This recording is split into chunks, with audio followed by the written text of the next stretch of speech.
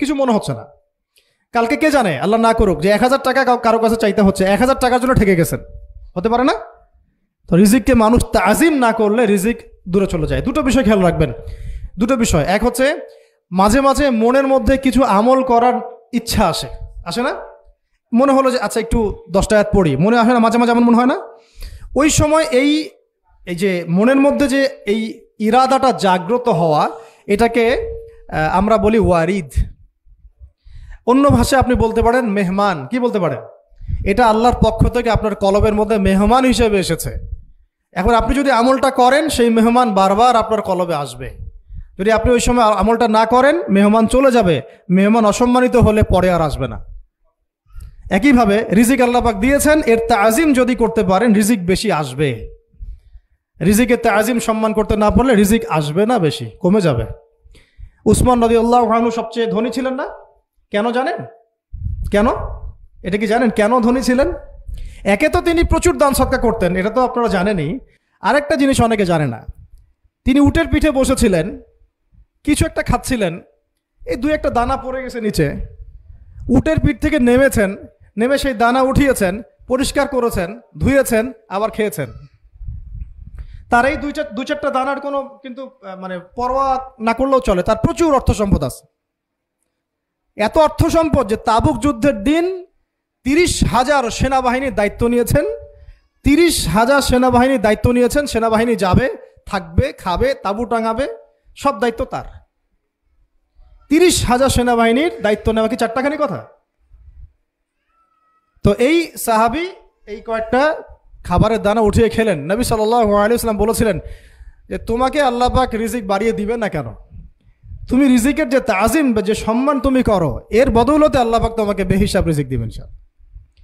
দুইটা বিষয় খেয়াল রাখবো। আমলের মেহমান হৃদয়ের মধ্যে আসলে তাকে ফিরায় না দেওয়া, তাহলে সেই মেহমান কিন্তু আর আসবে না। মেহমানকে মূল্যায়ন করলে মেহমান বারবার আসবে ইনশাআল্লাহ।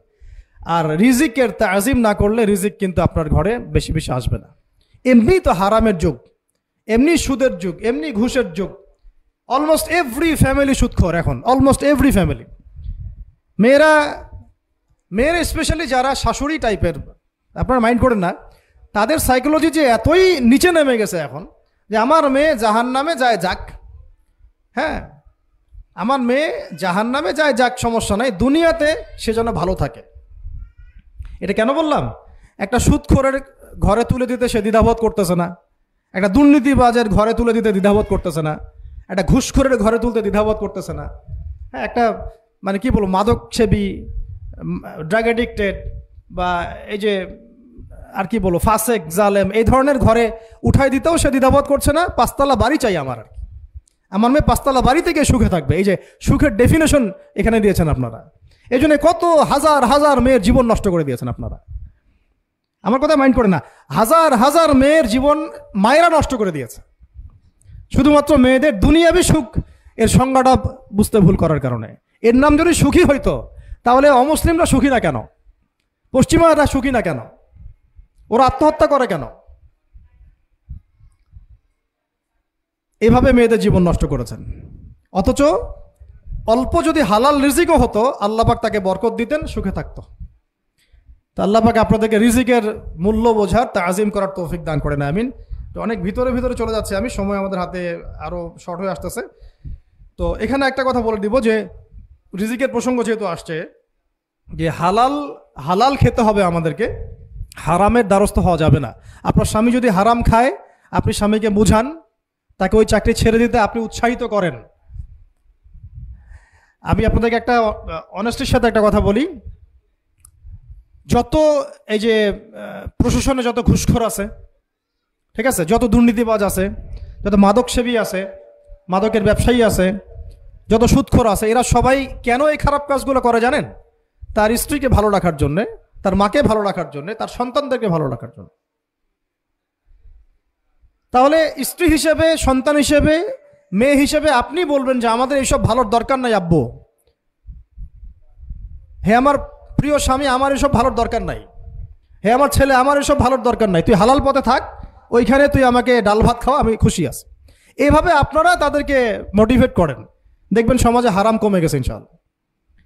আর হারাম খাওয়া এই ছেলে মেয়েগুলোও কিন্তু মানুষ হবে না। হারাম খাওয়া যে ছেলে মেয়েগুলো রক্ত মাংস করে উঠছে, এরাও কিন্তু মানুষ হবে না। আল্লাহ পাক আমাদেরকে হালাল খাওয়ার তৌফিক দান করেন, এবং হালালের জন্য আপনাদের ভূমিকা অনেক বেশি। আমরা উত্তরবঙ্গ সহ দেশের বিভিন্ন জায়গায় সফর করে যেটা দেখেছি, যত সুদী এনজিও আছে না, এনজিওগুলোর মধ্যে মহিলাদের নামই বেশি, জানেন? মহিলাদের নাম বেশি সুদী এনজিওতে। তো এই দাওয়াতগুলো আমরা মা বোনদেরকে দিতে চাই যে কোন অবস্থাতে যেন হারাম রিজিকের দিকে আপনারা না ধাবিত হন, এবং রিজিকের তাজিম করেন, পরিবারের মধ্যে হৃদ্যতা ভালোবাসা বজায় রাখেন, একে অপরকে বিশ্বাস সম্মান এবং শ্রদ্ধা করেন। ইনশাআল্লাহ তাআলা আপনাদের পরিবারও সুখী হবে, রিজিকও সুন্দর হবে এবং রিজিকে বরকত হবে ইনশাআল্লাহ। এরপরে আমি আর দু একটা পয়েন্ট নোট করেছি, বলে শেষ করে দিচ্ছি যে এটা স্পেশালি আমি আমাদের ওইসব দিনই বোনদেরকে বলতে চাচ্ছি যে বোনেরা এখনো বিয়ে শাদী করেন নাই। সেটা হচ্ছে যে বিয়ে করার আগেই দিনের বেসিক লেখাপড়া শেষ করেন। এত পাগল হওয়ার দরকার নেই।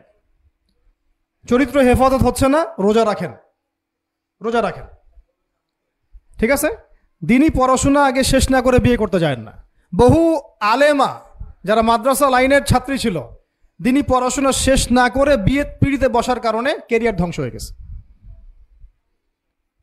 গেছে। বিয়ে পরে করেন, আগে পড়াশোনাটা, তুলনামূলক পড়াশোনাটাকে শেষ করে নেন।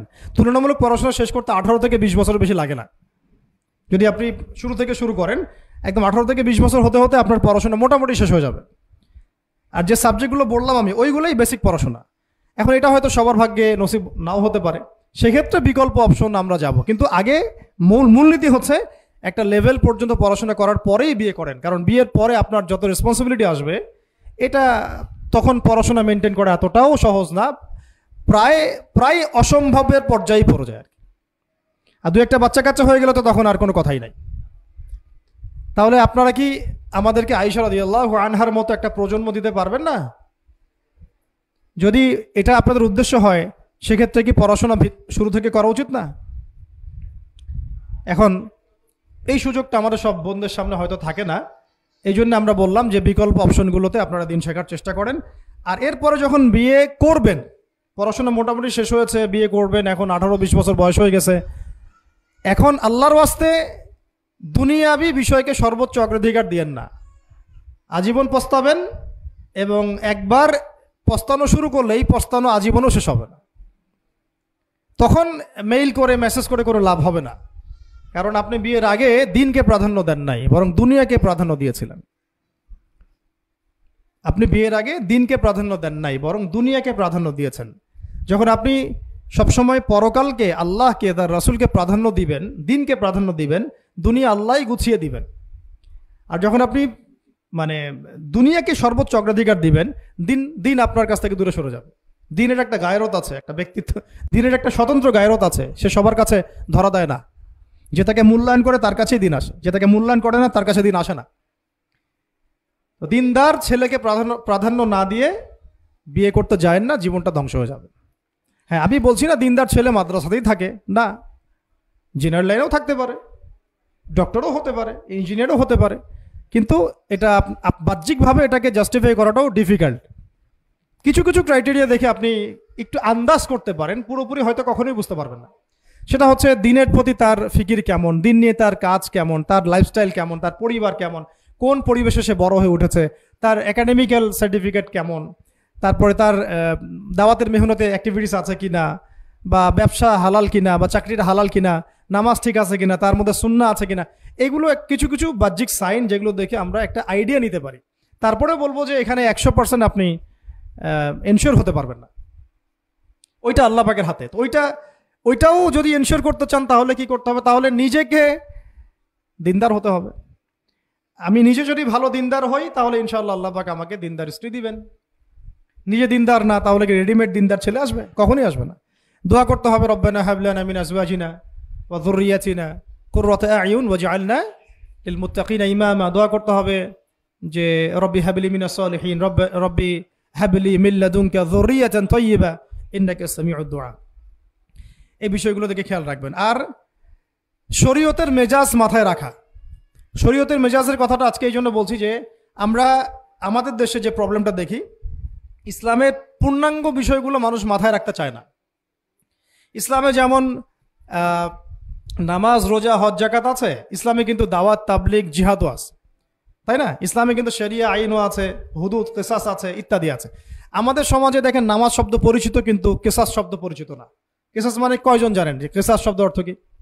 অনেকেই জানে না। কিন্তু কিসাস একটা কোরআনের একটা ফান্ডামেন্টাল বিধান, যে কেউ যদি আপনার চুরি করে হাত কেটে ফেলতে হয়, কেউ যদি ব্যভিচার করে বেত্রাঘাত করতে হয়, বিবাহিত হলে রজম করতে হয়, কেউ যদি মোরতাদ হয় তারও মৃত্যুদণ্ড শাস্তি আছে, কেউ শাতেমে রাসূলকে গালি দিয়েছে তারও মৃত্যুদণ্ড আছে। এরকম অনেক বিধান আছে, হুদুদ এবং কিসাস আছে। হত্যার বদলে হত্যা, চোখের বদলে চোখ, জানের বদলে জান। আমাদের সমাজে এগুলো পরিচিত না। নামাজ পরিচিত কিন্তু তাসবিহ তাহলিল পরিচিত, ঠিক আছে? এরকমই সমাজেও বহু বিবাহ এটা অপরিচিত। হ্যাঁ, আপনি একটা বিয়ে করে বাইরে 4টা 5টা 6টা মেয়ের সাথে খারাপ সম্পর্ক করলে সমাজ এটাকে প্রমোট করে, এটাকে কাছে আসার গল্প নাম দেয় আর কি। কিন্তু একটা মেয়ের পুরো জীবনের রেসপন্সিবিলিটি আপনি নেবেন হালালভাবে, তখন সমাজ আপনাকে বাঁকা চোখে দেখবে এবং বিতর্কিত করবে। তো আমরা এখনও ওই ইসলামের ওই মেজাজে যাইতে পারি নাই। আমার মেয়েকে বড় করার সময় এটা তার মাথায় ছোট থেকে দেওয়া উচিত যে হ্যাঁ, ইসলামে কিন্তু বহু বিবাহের ব্যাপারও আছে, ওকে ওইভাবেই ওই মেজাজেই বড় করা উচিত। এখানে আরেকটা প্রশ্ন আসতে পারে যে এটা তো ঐচ্ছিক। অবশ্যই ঐচ্ছিক, কেউ চাইলে করতে পারে, কেউ চাইলে নাও করতে পারে, সবার উপর এটা ফরজ না, কখনোই না। এবং এটাকে আমরা বড় বড় স্কেলে এটাই সুন্নত এটাও বলতে পারবো না। ওইটা একটা নির্দিষ্ট প্রেক্ষাপটে অ্যাপ্লাই করার বিষয় ছিল। যেমন উহুদের যুদ্ধ হয়ে গেছে, অনেক মেয়ে এতিম হয়ে গেছে, এখন এই মেয়েগুলোর দায়িত্ব কে নিবে? বহু বিবাহের ব্যাপারটাতে আসলো তখন সূরা নিসার আয়াত যে তোমরা এখন পছন্দ হলে মাসনা সুলাসা রুবা করতে পারো। এটা কাউকে ফরজ করা হয় নাই, কারো উপরে ফরজ করা হয় নাই। যার সামর্থ্য আছে তোমরা করতে পারো, খালাস। ওই মেয়েগুলোর দায়িত্ব নিয়ে নেওয়া হলো রাষ্ট্রীয়ভাবে, এবং তারা সম্ভ্রম পেল, সম্মান পেল, গার্ডিয়ানশিপ পেল, তাদের সমস্ত অধিকার ফিরে পেল। এটা ইসলামের একটা বিধান আছে। একেবারে এটাকে বাদ দিয়ে এটাকে অস্বীকার করা, কুফরি করলে কিন্তু কোরআনের সাথে আপনার কুফরি হয়ে যাবে।